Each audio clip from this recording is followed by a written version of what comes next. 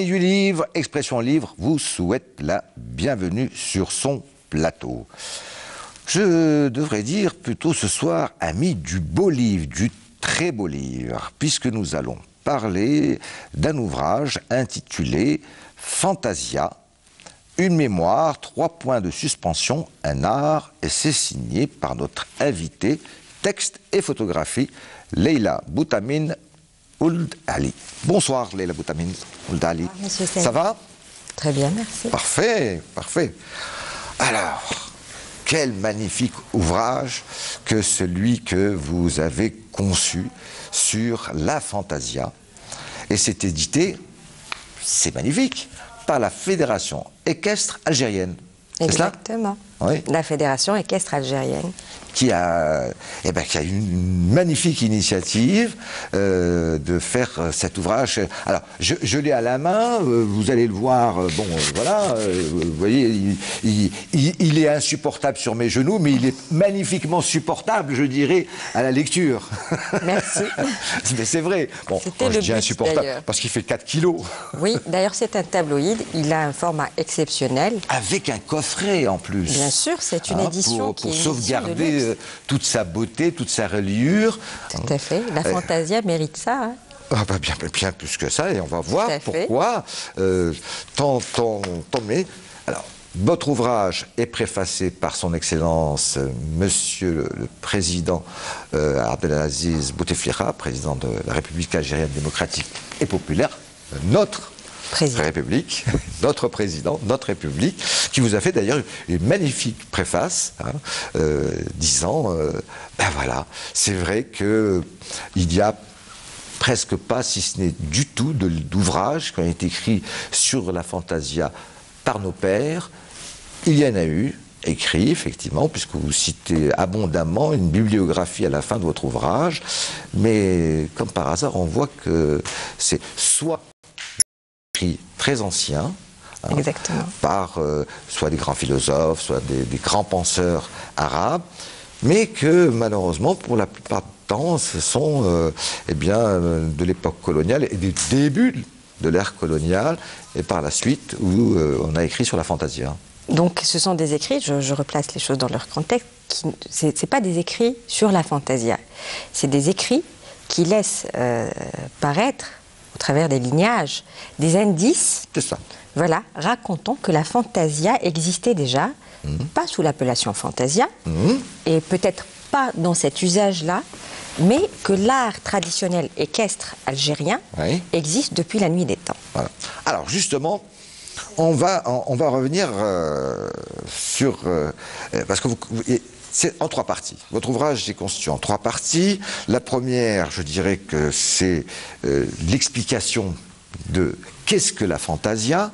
D'ailleurs, alors, première question, si je peux me permettre, d'où vient ce mot de Fantasia qui est maintenant devenu le mot officiel, je veux dire, pour désigner cela, puisqu'il y a des concours de Fantasia organisés par la Fédération équestre algérienne. Alors, d'où vient ce mot? Donc, pour répondre à cette question, il faut savoir que la Fantasia est appelée Fantasia communément, tout le monde la connaît sous le nom de Fantasia. Par contre, dans le langage vernaculaire algérien, cette Fantasia peut être décrite par des locutions descriptives comme la Belkhil, la Belbaroud, el Goum, el Goumen. Donc, elle porte des dénominations différentes. Suivant les régions? Selon les régions, selon aussi... Le temps aussi, le temps, la temporalité aussi joue aussi. Et donc, quand on cherche l'origine du mot Fantasia, donc étymologiquement, il y a un truisme de départ qui fait correspondre l'appellation vernaculaire à une expression formulée en langue française, Fantasia. Et donc, ce truisme est basique, il n'a même pas lieu d'être cité. Donc, à remonter dans le temps, on retrouve Fantasia en italien, dans la langue italienne, on la retrouve dans la langue espagnole, en allemand aussi. Et on retrouve toujours qu'il y a une commune mesure au contenu sémantique de ce mot, et qui s'accorde à dire que c'est toujours imagination et fantaisie. C'est ça. On peut remonter encore plus loin, on peut remonter au latin, il y a aussi le mot Fantasia. dans le latin. Donc, il fait intervenir à ce moment-là l'imagination, la faculté à s'imaginer des choses qui n'existent pas.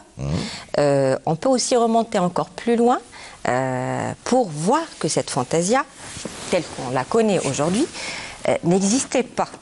Donc, c'est juste l'étymologie du mot fantasia.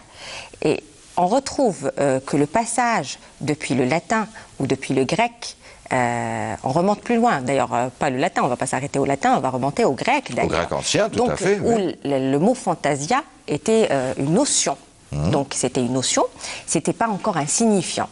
Mais on va remarquer qu'il y a une migration translinguistique qui laisse penser que ce mot fantasia, avec son contenu sémantique, est passé depuis le grec jusqu'à la langue arabe. D'ailleurs, on retrouve ça dans les écrits d'Al-Qindi, qui utilise le mot fantasia avec le même contenu sémantique qui existait chez les Grecs, mais toujours, on va tronquer on va biaiser cette migration translinguistique. Voilà, On va encore chercher plus loin. On va trouver que cette migration translinguistique fait traverser le mot fantasia depuis le grec jusqu'à la langue arabe via le syriaque. Sur le bassin mésopotamique. Donc, vous parlez même de certains, où on retrouve sur certaines pierres de l'époque hittite. On a trouvé des gravures à l'époque hittite qui ont été découvertes au début du XXe siècle, portant des descriptions de manifestations équestres qui ressemblent à ces parades équestres qu'on voit aujourd'hui et qu'on appelle fantasia. Donc, ça dénote des origines de l'art équestre, que cet art équestre était déjà existait déjà dans la préhistoire. Donc, cette fantasia, après, quand on va suivre ce cheminement, on va voir cette migration depuis le grec jusqu'à la langue arabe, jusqu'en arabe moderne, puisque la fantasia, je vais vous dire, n'existe pas dans le dictionnaire de l'arabe moderne. Mais sur le langage nord-africain, elle existe, elle est porteuse c'est un signifiant. Donc, le signifié existe, qui est cet art équestre, le signifiant est là. Et donc, on remarque qu'à travers ce bassin mésopotamien, le mot fantasia est passé du grec jusqu'à la langue arabe via le syriaque, et il est passé dans le bagage des Arabes bédouins qui ont ramené ce mot fantasia, ce signifiant qui était presque arrêté à ce moment-là, jusqu'en Afrique du Nord, et ils l'ont enrichi au passage d'un autre contenu sémantique qui est orgueil et fierté. Et donc on arrive à trouver prestance aussi. Et on arrive à trouver que le mot fantasia utilisé aujourd'hui pour définir cette manifestation équestre est porteur de ce même contenu sémantique qui était en Mésopotamie, qui est venu de Mésopotamie, mais qui a été enrichi encore de notions sémantiques importées de l'espagnol aussi et de l'italien.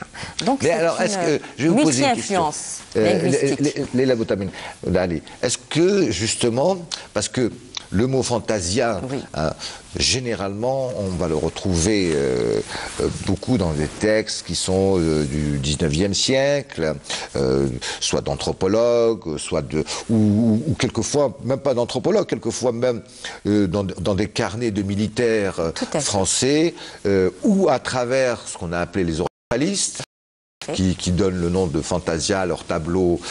Généralement, quelquefois, c'était même pas des fantasias. C'était pas des fantasias. C'était tout simplement des hommes montés, des cavaliers. Et puis, on a voulu un petit peu gommer. Mais on va voir tout à l'heure dans ce qu'on appelle, parce que c'est l'art équestre traditionnel nord-africain, on va voir comment, dans son évolution, y compris soit sur la façon d'être, ou tout simplement les harnachements des chevaux, ou les habits des cavaliers, etc. On va donner ça plus en détail. Voir que c'est comme si on a voulu dire ah ben non, pas du tout, c'est presque nous qui avons inventé ce mot. Il vient, oui, peut-être avec d'origine espagnole, italienne, etc. En tout cas, de toute façon, quand on sait que le colonialisme français, les premiers colons venaient justement de ces origines espagnoles, italiennes, maltaises, etc., on se dit, tiens, voilà, on a voulu gommer ce fait-là.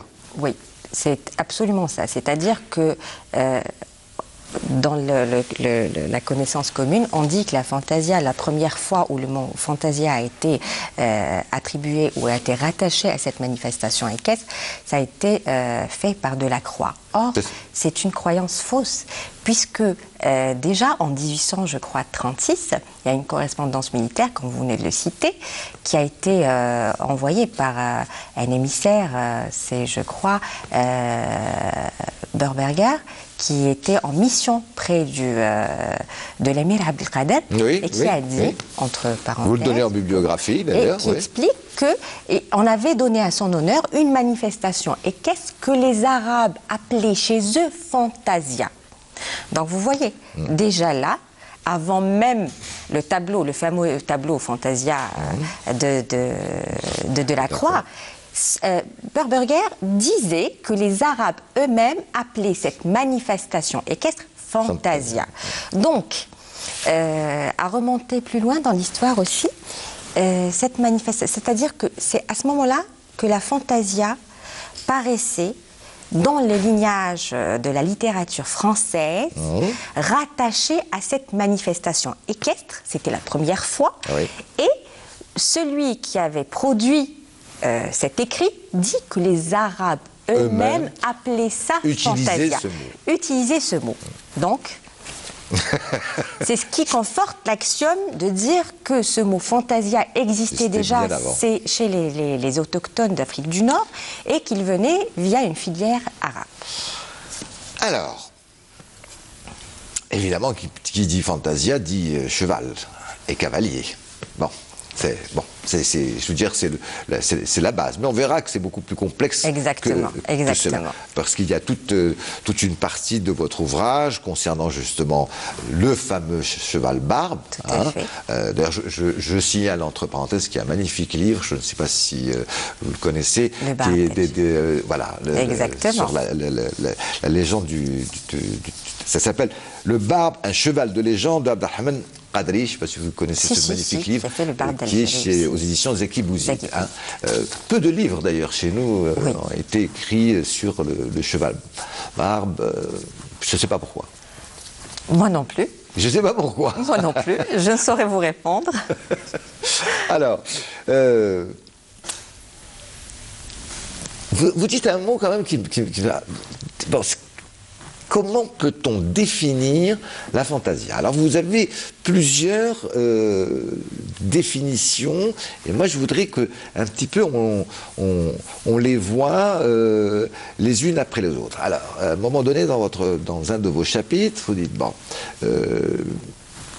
c'est généralement le ministère de la Jeunesse et des Sports qui, plus ou moins, organise, puisque c'est la fédération équestre, n'est-ce pas, qui organise soit des concours. On ne l'a jamais assimilé à un sport, bien évidemment. Bon, vous avez tout un chapitre sur... C'est un art. Je crois qu'il y a déjà la réponse dans le titre de votre ouvrage, Fantasia, une mémoire, un art. Est-ce qu'il y a de la technique? Probablement, mais là on va reprendre justement le vieux mot du grec ancien, la techné, mais qui ne veut pas dire technique. Attention, la techné c'est autre chose, c'est l'art. C'est l'art. L'art, le savoir-faire. Le savoir-faire, c'est la manière dont on... Est-ce que c'est un spectacle? Oui. Et non. Est-ce que c'est l'art de l'éphémère? Je peux vous répondre? Oui, je continue et ensuite vous allez me répondre. Est-ce que c'est l'art de l'éphémère parce que chaque fantasia est reproduisible? Tout à fait. Et est-ce que il y a du physique et du spirituel dans la fantasia? Après, nous définirons, voir qu'est-ce qu'il y a comme différents types de fantasia. Et si nous en avons le temps, en discuter de l'évolution de cette équestre traditionnelle. Mais généralement, je prends le commun des mortels, comme moi-même. Quand je vois pour une fantasia, bon, pour moi au départ c'est un spectacle. D'accord? J'y connais pas grand-chose, je vois, je me dis c'est un beau spectacle. Voilà. Bon. Alors, est-ce que c'est seulement un spectacle? Ça dépend de la perception des choses. Vous pouvez le voir en tant que spectacle. Vous pouvez le voir en tant que mémoire du peuple algérien. Vous pouvez la voir aussi, cette fantasia, en tant qu'art. Et vous pouvez l'observer en tant qu'œuvre aussi. Ça dépend de cette perception. Donc, le but de cet ouvrage aussi, quand on parle de fantasia, et quand on dit la fantasia est un art traditionnel, qu'est-ce qu'on veut dire par art traditionnel? À partir du moment où cette fantasia est une œuvre issue d'un art équestre traditionnel, certes, mais ça reste tout de même une œuvre contemporaine. C'est-à-dire que ces cavaliers, quand ils se mettent sur leurs chevaux, ils sont en train d'exécuter, ils vont exécuter plus exactement, un spectacle équestre. Mais ils l'exécutent maintenant, de nos jours. Donc, elle est issue d'un art traditionnel, des savoirs millénaires et traditionnels, mais il n'empêche, c'est une œuvre magnifique et éphémère. Donc, il faut élargir les volets de la perception et enlever cette idée d'archaïsme. Parce que l'art est traditionnel, que l'œuvre en elle-même est archaïque. Non, on ne va pas parler d'archaïsme quand il s'agit de la fantasia, on ne va pas dire « ouais, c'est une œuvre qui raconte ». Non, c'est une œuvre bien contemporaine. L'archaïsme, il n'y a pas de rupture dans la transmission de la tradition. Nous ne sommes pas retourner vers quelque chose d'ancien. La tradition, cet art a toujours été perpétué. Donc il y a une transmission qui était permanente. Il n'y a pas eu de rupture. Donc il n'y a pas un retour vers l'archaïsme. Il n'y a pas un retour vers un atavisme primaire. Donc, nous ne pouvons parler d'archaïsme quand il s'agit de la fantasia en tant qu'œuvre. Moi, je vous dirais que la fantasia est une œuvre contemporaine. Mais je vous dirais aussi que la fantasia, de par son univers diégétique, qui est l'univers qui entoure l'œuvre, qui est soit réel, immédiat, c'est-à-dire la diégèse immédiate de la fantasia, ce qui l'entoure, la wa'da ou le moussen, parce qu'il faut savoir que la fantasia est généralement au centre de manifestations votives telles que le wadet, taï et le moussen, exactement. On va dire que c'est le clou du spectacle. C'est ça, à chaque fois il y a tout ce qu'il y a autour. Tout ce qu'il y a autour. Donc c'est très important. Univers diégétique de la fantasia qui est soit actuel, c'est-à-dire ses manifestations, ou soit historique, parce que c'est vrai que la fantasia raconte, la mémoire de l'Algérie raconte ces combats que les Numides menaient face à plusieurs ennemis, parce que l'ennemi était multiple, mais la manière de le combattre est restée la même sur des siècles. Donc, on peut mais avant qu'on revienne, excusez-moi, d'aller, avant qu'on revienne sur le plan historique, sur l'art équestre nord-africain, et puis comment il va y avoir d'autres apports, arabes, ensuite turcs, et même un peu européens, pas trop, mais on a essayé de le dévoyer, avec les histoires des spahis. Il y avait des vrais spahis, et puis ensuite on en a fait malheureusement des supplétifs. Des simulacres de spahis, voilà, avec des régiments de spahis, etc. Mais je voudrais juste revenir à ça. Ça, pour moi, c'est très important. Parce que ça, vous insistez beaucoup, surtout dans le 3e chapitre. Qui dit fantasia dit obligatoirement. Là, vous venez bien le définir, il faut bien qu'il y ait des spectateurs. Il faut bien qu'il y ait, je veux dire, au départ, un motif. Hein. C'est pas 7 ou 8 ou 10 ou 6 cavaliers sur leur monture qui décident un jour, tiens, on n'a rien à faire cet après-midi, on va faire une fantasia.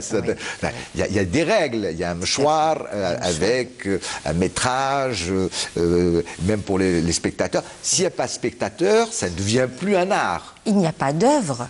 Parce que l'œuvre existe dans les yeux des spectateurs. Voilà. C'est-à-dire, il y a une réceptivité. Exactement. Et ce spectateur aussi participe à la réussite de la fantasia. Il y a un rapport entre celui qui fait la fantasia, c'est-à-dire le cavalier sur son cheval, et celui qui reçoit la fantasia.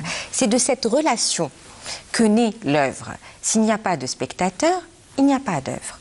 Ça devient un entraînement équestre. C'est ça, oui. Tout à fait. Donc, et ces cavaliers-là sont mus par un amour de la tradition. Ils perpétuent la tradition. La fantasia, comme vous avez dit, on ne se lève pas un beau matin, on se dit, tiens, on va faire une fantasia. Elle a des règles, elle a des codes, elle répond à un usage. Donc c'est un usage social. Quand cet art traditionnel, jadis, était utilisé à contrer les ennemis, c'était l'art de la guerre. Mais après, quand c'est donné à voir en spectacle, il y a un autre usage social qui découle de l'art équestre traditionnel et qui est la hiérarchisation. On donnait ces fantasias entre tribus, amis, voisines, pour hiérarchiser ces tribus. La tribu la plus forte était celle qui avait le plus grand nombre de cavaliers, Oui. qui affichait le plus de signes ostentatoires, qui avait les plus belles montures, Qui avait les plus belles tentes, les plus belles les tentes, plus belles places pour voir Donc, le spectacle. la fantasia, pas en tant qu'œuvre, mais en tant qu'usage social, sert à la hiérarchisation tribale. C'est un besoin dont la société algérienne ou nord-africaine ne pouvait se passer, parce que c'était une société tribale, il ne faut pas oublier.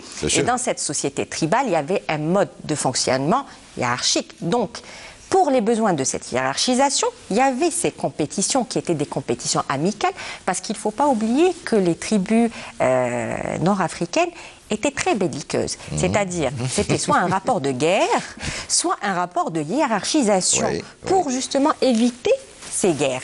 Donc, quand la tribu la plus forte affiche un nombre extraordinaire de montures, affiche un certain nombre extraordinaire dans les instruments qu'elle utilise, dans l'armement, dans le matériel équestre, elle était crainte, donc elle n'était pas attaquée. C'était juste pour repousser. C'est marrant parce que la façon dont vous en parlez, Boutamine Dali, je suis tout à fait d'accord avec vous. Hein. C'est bien un art, mais de la même façon, qui est en même temps une sorte de presque de concours. Vous savez, comme quand il y a des concours. Moi, je me souviens. C'était surtout à l'époque des surréalistes, des cubistes, etc. Alors, ils se connaissaient tous, hein, mais ils se faisaient une guerre entre eux. Surenchère. Hein, et puis de temps en temps, ils se disaient, tiens, on va organiser un concours que n'était pas du tout justement quelque chose de très structuré. C'était généralement dans un grand café, etc. Et on exposait les œuvres. Et puis c'était à celui à qui, mais le prix était, c'était pas ça. C'était symbolique. C'était tout à fait symbolique. Mais c'était une bataille et chacun se préparait, hein, que ce soit Picasso, que ce soit qui d'autre, je ne sais pas, Cocteau, j'en sais rien, qui venait. Ça se passait beaucoup en France comme ça, mais au Mexique c'était avec Mata et toute la bande. Et il faisait des fresques, par exemple, et il disait, ben voilà, hein, jugez la meilleure. Tout à fait, c'était une Et en fin de compte, ce qui était juge, c'était pas tout à fait un jury, c'était les spectateurs, c'était ceux qui regardaient, et que ça pouvait être n'importe qui. Et j'ai trouvé dans la façon dont vous décriviez la fantasia cette idée, c'est-à-dire, c'est en même temps une sorte d'exutoire pour éviter des faits d'armes, hein, tout à fait. Mais en même temps pour dire pourquoi ne pas se battre sur le terrain du beau, de la culture et du symbolique aussi. Et du symbolique. Tout à fait. Donc, le spectateur aussi, il participe à la fantasia en étant rassuré. Parce que la fantasia, il ne faut pas oublier, c'est une représentation, c'est un art représentatif. Donc il y a cette distanciation entre la véritable guerre et l'art. L'art, il nous permet cette distance.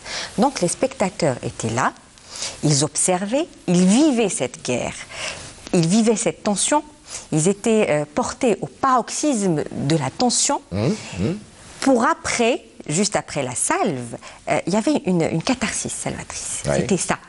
Et à ce moment-là, le spectateur, avec cette salve qui était cathartique, il était rassuré parce que c'était un retour au réel et il se rendait compte qu'il n'était pas en guerre et que si guerre il y avait, ces cavaliers pouvaient le protéger. Ouais. C'est-à-dire que les cavaliers mimaient la guerre, ils mimaient la force, mais ils mimaient aussi la paix. Donc quand on dit la fantasia est une représentation de la guerre, quand on peut dire une allégorie de la guerre, mais aussi c'était une représentation, c'était une ode à la paix aussi. Pourquoi ? Parce que le téléspectateur, le spectateur de téléspectateur, oui, non, bonjour au téléspectateur. Donc ce spectateur vivait l'action, mais il y avait toujours cette distance que peut nous offrir l'art. Il y avait cette distance qui le protégeait, qui l'emmenait au paroxysme d'une tension. Après une tension et une salve cathartique, et il était en confiance. C'est un exutoire, ça lui permettait de respirer. Alors, justement, vous en parlez très bien quand vous dites, quand vous expliquez, parce que c'est toute une mise en scène, parce qu'il y a une mise en scène, il y a une sorte de... D'ailleurs, vous comparez ça presque à une chorégraphie, à un ballet. Hein, et alors, vous dites, d'abord, il y a ce qu'on appelle l'alignement du départ. Mais on va voir que quelquefois ça se passe pas, parce qu'il y a différents types de fantasia. Mais disons que, bon, voilà, on se retient. Voilà, et puis tout d'un coup, c'est le départ. Ensuite, il y a l'accélération. Ensuite, il y a, bon, ce que tout le monde attend. L'alignement. Quelquefois, c'est pas tout à fait comme ça, puisque... C'est raté, le raté, voilà, et puis l'alignement pratiquement épaule contre épaule. Hein, et puis, d'un coup, les cavaliers se lèvent.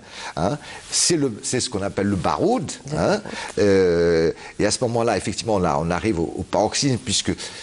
Moi, ce que j'ai pu voir, surtout dans certaines de vos photos, et qui sont très belles, et ce que moi, quand j'ai vu certaines fantasias, et quand il y a le baroud, les cavaliers disparaissent, il ne reste plus que les chevaux, puisqu'ils sont dans une fumée, et on imagine les cavaliers, hein, et puis avec, là, quand ils sont dans le baroud, ils sont dans une fureur terrible, hein, grimaçant, terrible. Hein, c'est une gestuelle qui est très expressive à ce moment-là. Ça me rappellerait presque les All Blacks des joueurs de rugby qui font peur à l'autre. Hein.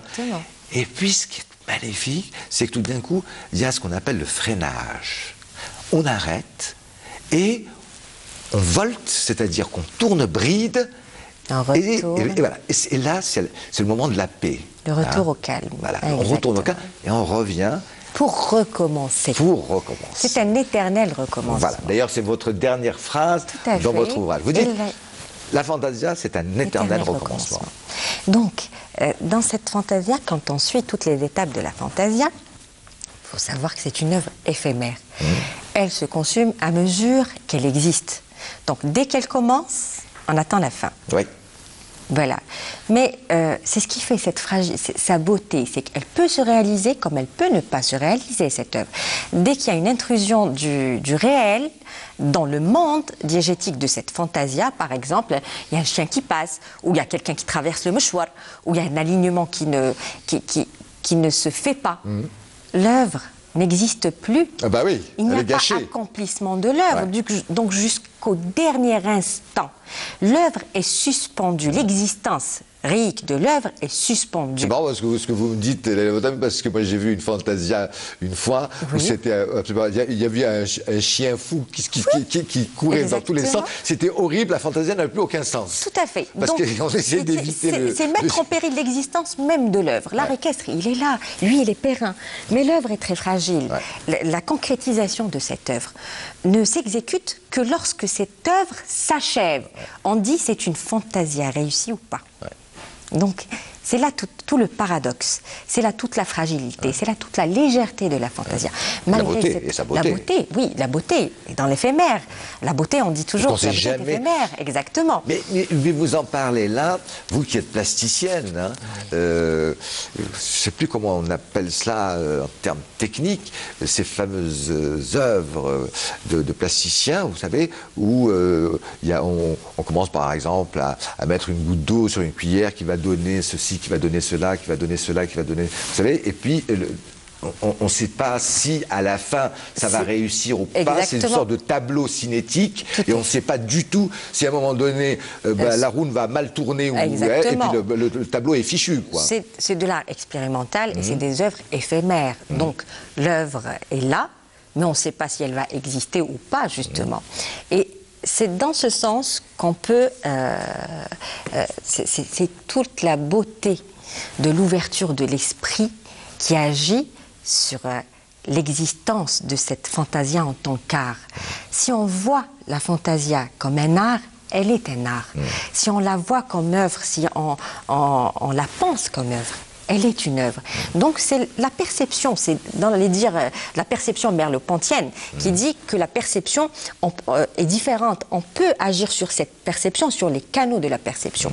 Donc cette fantasia que je traite dans ce livre à travers des canaux ascétiques, parce que si vous remarquez, la colorimétrie est très réduite. Pourquoi? Parce que je ne veux pas de folklorisation. Le terme n'existe pas, je m'excuse, mais je l'utilise quand même. La folklorisation, c'est quand on veut forcer les choses. Oui. C'est-à-dire que les couleurs plaisent, et généralement, c'est pour courtiser l'étranger, le touriste, qu'on rajoute une couche. Il y a des fantasias, malheureusement, pour touristes. Exactement, on rajoute une couche, mais ça perd de son authenticité. J'ai remarqué que vous aviez pas mal dans votre iconographie, vous avez pas mal de photos plutôt soit même carrément des photos noir et blanc, soit des photos en couleur sépia. Tout à fait, la colorimétrie est pratiquement effacée, exactement. Pour qu'on reste sur l'essentiel, sur le mouvement, sur le souffle de cette fantasia. Ces canaux ascétiques, qu'est-ce qu'ils nous amènent? Ils nous amènent à nous élever et à avoir une certaine transcendance, parce qu'il y a une immanence qui est là. Nous sommes sensibles à telle ou telle couleur, nous sommes sensibles à ce que l'on voit, mais dans une œuvre aussi dynamique que la fantasia, nous pouvons rater l'essentiel. Nous pouvons passer à côté de l'essentiel parce que l'esprit est focalisé sur telle ou telle chose. Et cette œuvre est tellement riche et tellement étalée, elle est tellement grande que j'ai fait appel à la photographie pour figer certains instants de grâce et pour pouvoir intellectualiser et penser ces instants et laisser naître l'émotion. C'est ça qui est très important dans cette œuvre, c'est-à-dire que la fantasia, par moment, quand on est en train de raconter quelque chose, il y a une part de subjectivité qui fait que on peut passer à côté de l'essentiel, on peut passer à côté de ce que l'on n'aime pas, on peut ne pas être sensible à certaines choses, donc ne pas les relater. Mais quand on utilise la photographie, je dis que c'est la plus subjective, la plus objective de toutes les subjectivités, parce que même la photographie est teintée de subjectivité. Tout à fait, mais elle reste c'est votre choix, objective. c'est le choix de votre œil. Mais elle reste néanmoins objective, c'est-à-dire que lorsque les mots ne viennent plus, lorsqu'on peut plus, lorsqu'on arrive au disciple, à l'indisciple, on utilise la photographie, on dit « regardez par vous-même, voilà la fantasia ». Voilà, cette photographie est en train de suspendre un instant de magie, un instant de grâce, et c'est à vous de penser cet instant. Et c'est à vous d'établir une relation avec cette image pour pouvoir en tirer des conclusions et atteindre certaines émotions que seuls vous peuvent ressentir. Donc, moi, ma sensibilité et la vôtre ne sont pas pareilles, ne vont pas être pareilles. Nous n'allons pas être réceptifs aux mêmes stimuli. Donc, la photographie est là, dans cet ouvrage, pour garder une certaine objectivité au sujet, pour raconter la fantasia d'une manière différente et aussi pour pérenniser cette œuvre éphémère. Donc, à courir après l'éphémère, mieux vaut figer certains instants de cet éphémère, puisque lorsque nous sommes sur le meshwar, lorsque nous recevons une fantasia, après que cette œuvre est finie, nous gardons une certaine rémanence dans la tête et dans l'esprit. À l'esprit, cette rémanence, elle nous imprime certaines images. Mais lorsque nous ne sommes pas là, mieux vaut avoir une photographie à penser, intellectualiser pour arriver à ressentir cette émotion. Alors, effectivement, il y a une magnifique iconographie de vous, à travers tout cet ouvrage Fantasia, une mémoire, un art. Je rappelle qu'il est édité grâce à la Fédération équestre algérienne, qui fait d'ailleurs Alors là, je pose une question quand même. Hein. Ça m'a semblé un peu étrange qu'on fasse des concours avec un jury de fantasia. Pour moi, ça me semble antinomique, excusez-moi. Parce que tout ce qui est magnifique, justement, cet art de l'éphémère, de la fantasia, le tableau ne peut être qu'unique. Tout à fait. Même si ce sont les mêmes cavaliers qui vont refaire 10 fois le même parcours sur le mouchoir. Les passages seront différents. Vous savez, moi, ça me rappelle quelque chose que j'adore. Un jour, on m'a posé la question, quel est le spectacle que vous préférez au monde? Je dis, ben, c'est le cirque, parce qu'un animal ne pourra jamais refaire la même chose. Je peux revoir exactement le même spectacle 150 fois, ça ne sera jamais le même. C'est impossible.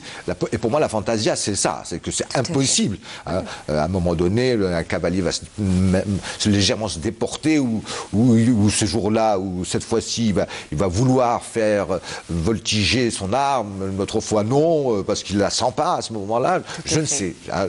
Voilà, il va y avoir un léger décalage dans la salve au milieu de la... Et c'est ça que je trouve très beau, c'est que justement, c'est impossible. C'est comme si je pouvais regarder 1000 fois un tableau que j'adorerais, hein, de Van Eyck, mais je ne le verrai jamais de la même façon. Et pourtant, c'est une œuvre dite figée. Mais pour moi, l'art n'est jamais figé. Il n'est jamais figé, et la fantasia est une œuvre unique. Oui. Donc, l'art, j'explique, l'art et l'œuvre. L'art équestre traditionnel est le même, mais l'œuvre reste unique à chaque passage. Donc, et c'est ça sa modernité en réalité. Tout à fait, c'est ça la modernité de la fantasia, c'est une œuvre contemporaine qui reste unique et qui reste ouverte à son environnement immédiat. Donc, et depuis cet art traditionnel, l'art, attention, traditionnel, la tradition elle-même évolue, elle est flexible, elle est ouverte sur son environnement pour perdurer comme telle. Sinon, si elle garde certaines rigidités, la tradition finit par temps à disparaître. Donc, la fantasia qui se faisait jadis avec les fers se fait maintenant avec des armes à feu. Donc, vous voyez, il y a une évolution dans la tradition, l'esprit reste le même, la manière reste la même, mais les outils changent. Donc, vous me parlez tout à l'heure, tout de suite, de quelque chose qui est très important, c'est-à-dire codifier la tradition. Vous me dites, il y a des tournois, des concours organisés par la Fédération équestre, où il y a même des concours qui sont organisés entre les tribus elles-mêmes. Il y a des fantasias qui ne sont pas régies par la Fédération équestre algérienne, comme il y a des festivals d'équitation traditionnelle algérienne, où les troupes de fantasia viennent se mesurer les unes aux autres. Donc, vous avez raison. Nous ne pouvons codifier la tradition. La tradition, nous pouvons juger la tradition aussi. Nous pouvons dire que cette fantasia est meilleure qu'une autre. Oui, ça oui. Ça, c'est un fait. Par contre, la tradition ou la fantasia, la dispense de cet art traditionnel algérien doit être soumise à un certain nombre de règles pour dire que c'est de l'art traditionnel équestre. C'est-à-dire, lors de ces concours, qu'est-ce qu'on va juger? Nous n'allons pas juger la fantasia elle-même. Nous allons juger certaines conformités. Oui, alors vous les mettez, effectivement. Voilà. Vous dites, voilà, le jury, voilà. C'est complexe. Hein. Et c'est très très complexe parce que déjà la fantasia est multiple. Nous avons différents types de fantasias. Nous avons des fantasias collectives, des fantasias individuelles. Nous avons des fantasias atypiques. C'est des fantasias individuelles, mais qui sont accomplies par 2-3 cavaliers. Nous avons Il y en a qui sont à double, mais dites individuelles parce qu'ils se confondent. Exactement. C'est-à-dire que la fantasia, que cet art traditionnel équestre, dans son application sur le terrain, s'adapte à la topographie, au terrain qui l'accueille. Donc, ça donne avoir des lignes de cavaliers, des alignements, comme ça donne avoir des guérillas, donc un cavalier qui est porteur d'un spectacle extraordinaire. Donc, même la fantasia reste multiple. Donc, nous pouvons juger les fantasias, mais nous pouvons juger la conformité de l'alpha à certains critères pour la faire rentrer dans le cadre de l'art traditionnel équestre algérien. Alors, est-ce que c'est parce que ça aussi, vous le signalez dans votre ouvrage, la Boutamine d'Ali, vous dites, parce qu'à un moment donné, la Fédération équestre algérienne s'est retrouvée devant une situation qui était celle, effectivement, folklorisation, de la fantasia, c'est-à-dire franchement, si on laisse, bon, malheureusement dans certains pays, c'est ce qui se passe. Hein. Tout à fait, et d'ailleurs, c'est quelque chose... Vous payez pour regarder une fantasia. Vous mangez pendant qu'un Ferris... Bon, c'est horrible. C'est horrible, c'est horrible. C'est horrible. Bon. Et puis, bon, et puis il n'y a aucune codification, c'est du n'importe quoi, voilà, etc. Et vous dites aussi, parce que quand même, ça tient au type de cheval. Alors bon, on a fait quelques concessions. Au départ, c'est le cheval barbe. Ensuite, il y a eu le arabo-barbe. Ensuite, on a fait quelques concessions avec l'anglais. On a dit, bon, ça va. Ou même, quelquefois, on laisse courir jusqu'au pur sang anglais ou pur sang arabe. Bon. Mais sinon, la Fédération équestre s'est dit, bon, alors c'est la porte ouverte. Et malheureusement, il y a eu un moment donné... et j'en suis sûr, qu'il n'y a plus eu de codification du tout. On a dit, bon, voilà, on va faire un spectacle, aller avec n'importe quoi, n'importe comment. Hein. Le cavalier, s'il n'y a pas un alignement, on s'en fiche. Il faut 200 et quelques mètres carrés pour le mouchoir de long. Bon, on s'en fiche aussi. Il faut qu'il y ait une sorte de nivellement montant à la fin pour le freinage. On s'en fiche. Et puis, on se dit, bon, allez, c'est juste pour la galerie. Pour amuser la galerie. Je comprends, hein, cette idée de la Fédération équestre algérienne de dire attention, on est obligé de mettre des règles, sinon c'est du n'importe quoi. Tout à fait.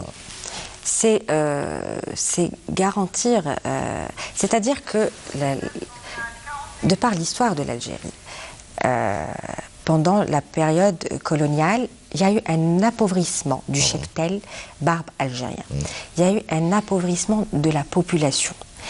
Et cette population ne pouvait plus entretenir son bien de prestige qui est le cheval. Oui. Parce que le cheval avant, il ne faut pas oublier qu'il avait une utilité vitale.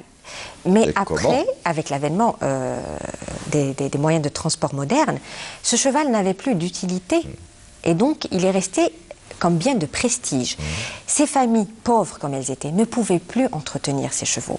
Il y a eu un appauvrissement du cheptel équin algérien, et aussi, il y a eu un pompage du barbe algérien. Quand je dis un pompage du barbe algérien, c'est que le barbe algérien a servi à remonter la cavalerie française. Oui, il faut le dire. parce que l'armée française s'est rendue compte que ces chevaux ne pouvaient pas aller aussi Elle s'est rendue compte des caractéristiques du barbe. Ils ont eu une vague de peste équine qui a décimé tout leur cheptel, et donc l'Algérie est devenue ce vivier qui approvisionnait la cavalerie française en chevaux. Entre guillemets, il y a eu une initiative qui a dit nous allons améliorer cette race pour un prétexte. Sauf que, moi je dis dans le livre, comment améliorer une race qui est déjà parfaite pour son environnement. Le barbe est natif de l'Afrique du Nord. Comment peut-on améliorer l'œuvre du temps? Nous ne pouvons pas, l'être humain ne peut pas intervenir sur cette œuvre. Elle est parfaite, elle est adéquate. Elle a toujours été utile à la population nord-africaine telle qu'elle était, puisqu'elle est issue de ce milieu. Donc, ce cheptel a été ce patrimoine, parce que n'oublions pas que le barbe, la fantasia est un patrimoine matériel algérien. Le barbe est un patrimoine matériel algérien, l'art équestre traditionnel algérien est un patrimoine immatériel. Donc c'est un ensemble de notions qui est véhiculé par la fantasia. Donc ce barbe, qui est le patrimoine matériel algérien, a été pillé. Au lendemain de l'indépendance, la race barbe s'en est trouvée appauvrie et mélangée surtout. Il y a eu un mélange extraordinaire, donc la pureté de la race était en péril. Il fallait remédier à ça. Et la Fédération algérienne équestre participe à ce travail de fond qui est garder des spécimens pure race et remédier à cet élevage pour augmenter le nombre de barbes en Algérie et regonfler ce patrimoine qui est matériel, qui est le cheval barbe, le nombre de chevaux en Algérie. Il y a eu aussi l'Organisation mondiale du cheval barbe. Oui, voilà, oui, tout à fait. À garder la pureté de cette race. Il n'y a pas que, d'ailleurs, des Nord-Africains qui participent. Il y a aussi des Suisses, des Français, des Allemands, des Américains, etc. Donc ce cheval est important. Et il y a un sud-book d'ailleurs qui définit la race du cheval barbe sur le spécimen algérien que nos voisins nous jalousent, bien évidemment, mais que nous gardons jalousement, nous aussi. Et on tient à ce stud-book sur les spécificités du barbe algérien, parce qu'il faut dire que le barbe, vu qu'il est natif de son environnement, qu'il est le produit de son environnement, il est différent, soit qu'il vienne d'Algérie du Nord, du Maroc, ou de la Tunisie, ou de la Libye, d'ailleurs. Oui, voilà. tout à fait. Donc c'est un patrimoine extraordinaire qu'il faut préserver. Et cette fantasia est bâtie en majorité autour de ce barbe qui la porte et qui la supporte depuis des siècles et des siècles. D'ailleurs, il y a un autre animal qui malheureusement a quasiment disparu.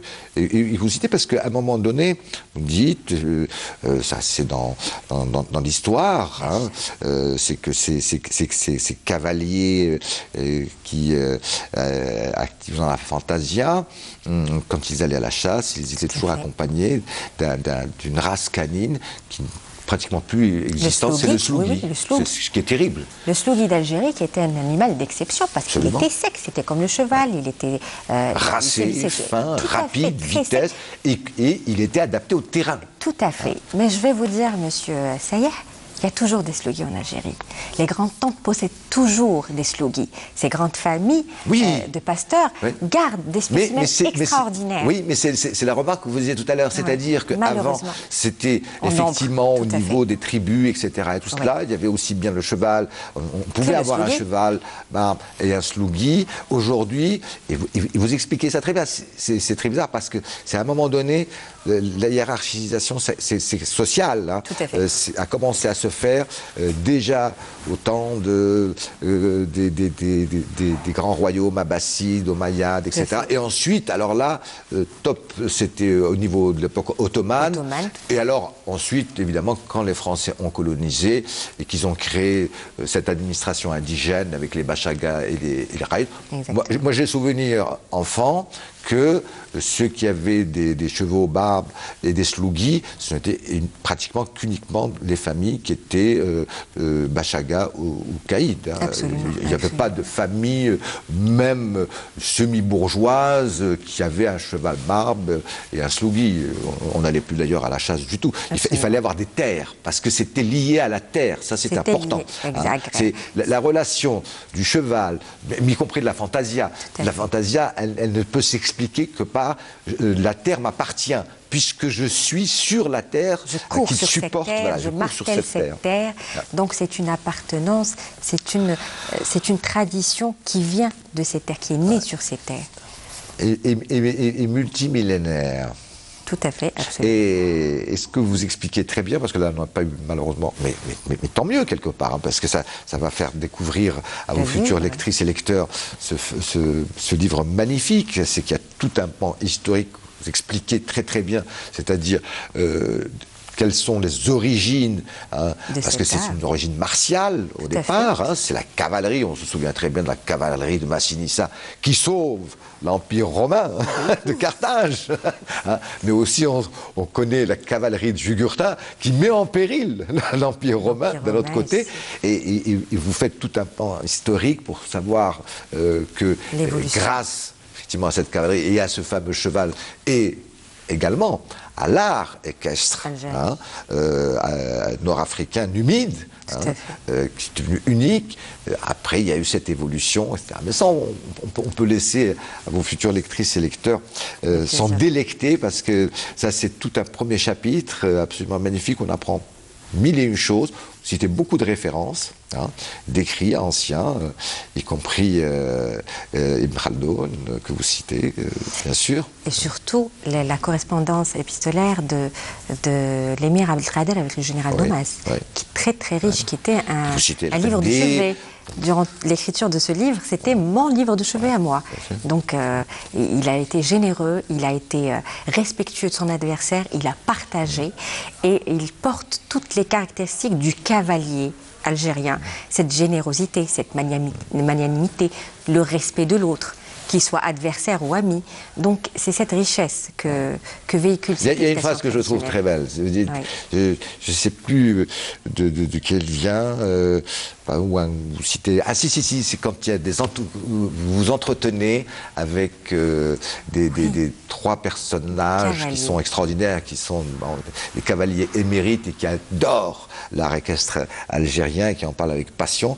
Et il y en a un qui dit à un moment donné que son grand-père lui disait: mon fils, d'abord tu as un cheval et ensuite à toi d'en faire le cheval. Ce qui est complètement différent, c'est tout un art. Ça va devenir une relation tout à fait personnelle et il y a ce côté spirituel, puisque vous citez même les hadiths du Coran Al-Karim, vous dites, attention, il y a des choses magnifiquement intéressantes, vous expliquez même pourquoi, grâce à l'art équestre, il y a eu la diffusion de la religion musulmane à travers le monde. Exactement, ça a été...